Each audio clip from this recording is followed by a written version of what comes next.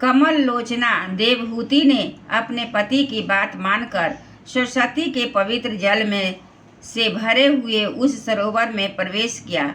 उस समय वह बड़ी मैली कुचैली साड़ी पहने हुए थी। उसके सिर के बाल चिपक जाने से उनके लटें बड़ी पड़ गई थी।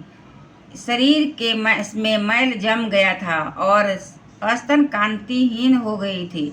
सरोवर में गोता लगाने पर उसने उसके भीतर एक महल में 1000 कन्याएं देखी।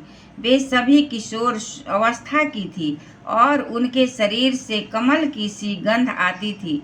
देवहूति को देखते ही वे सब स्त्रियां सहसा खड़ी हो गई और हाथ जोड़कर कहने लगी, हम आपकी दासियां हैं, हमें आज्ञा दीजिए, आपकी क्या सेवा करें।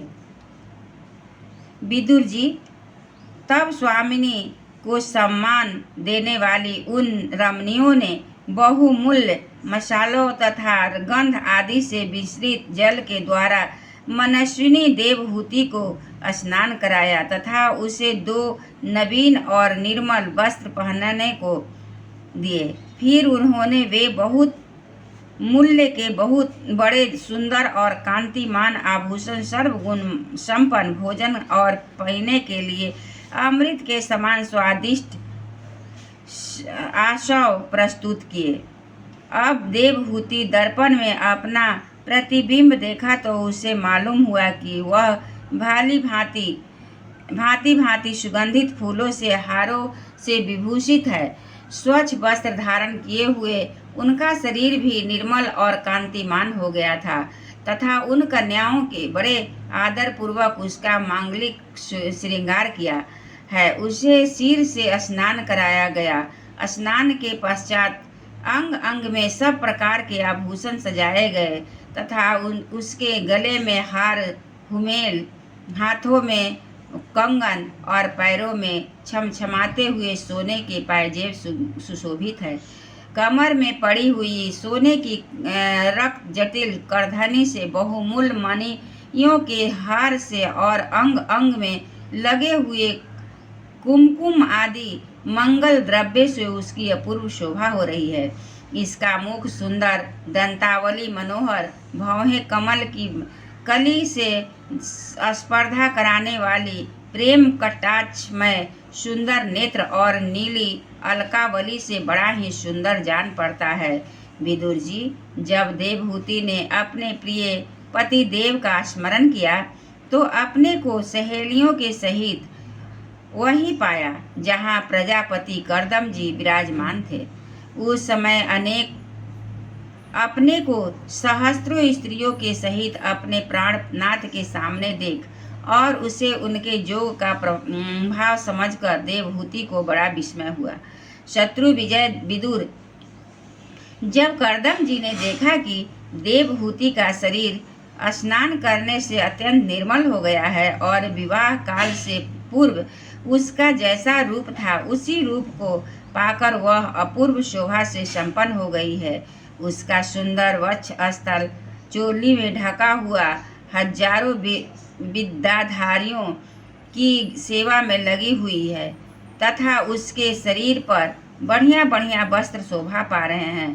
तब उन्होंने बड़े प्रेम से उसे विमान पर चढ़ाया। उस समय अपनी प्रिया के प्रति अनुरक्त होने पर भी कर्दम जी की महिमा मन और इंद्रियों पर प्रभुता कम नहीं हुई। विद्याधारियों अपने शरीर की सेवा कर रही थी।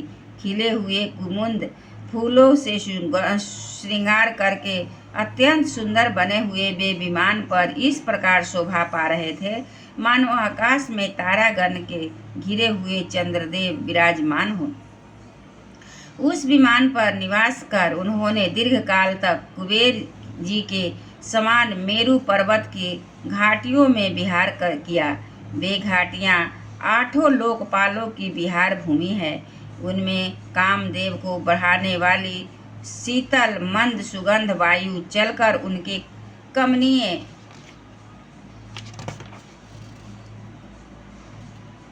शोभा का विस्तार करती है तथा श्री गंगा जी के स्वर्गलोक से गिरने की मंगलमय ध्वनि निरंतर गूंजती रहती है। उस समय भी दिव्य विद्याधारियों समुदायों की सेवा में उपस्थित था और सिद्धगण वंदना किया करते थे।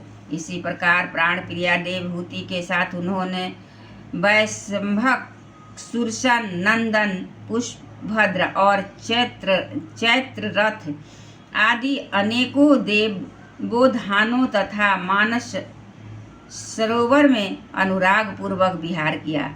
उस कांतिमान और इच्छा अनुसार चलने वाले श्रेष्ठ विमान पर बैठकर वायु के समान सभी लोकों में विचरते हुए कर्दम जी विमान विहारी देवताओं से भी आगे बढ़ गए। विदुर जी, उन्होंने भगवान के भाव भयहारी पवित्र पदों का आश्रय लिया है। उन धीर पुरुषों के लिए कौन सी वस्तु या शक्ति दुर्लभ है। इस प्रकार महाजोगी कर्दम जी यह सारा भूमंडल जो द्वीप वर्ष आदि की विचित्र रचना के कारण बड़ा आश्चर्यमय प्रतीत होता है, अपनी प्रिया को दिखाकर अपने आश्रम को लौट आए। फिर उन्होंने अपने को 9 रूपों में विभक्त कर रति सुख के लिए अत्यंत उत्सुक मनु कुमारी देवहूति को आनंदित करते हुए उसके साथ बहुत वर्षों तक विहार किया, किंतु उनका इतना लंबा समय एक मुहूर्त के समान बीत गया। विमान में रीत सुख को बढ़ने वाली बड़ी सुंदर शैया का आश्रय ले अपने परम रूपवान प्रियतम के साथ रहती हुई देवहूति को इतना काल कुछ भी न जान पड़ा। इस प्रकार उस कामशक दंपति को अपने जोग बल से सैकड़ों वर्षों तक विहार करते हुए भी वह काल बहुत थोड़े समय के समान निकल गया।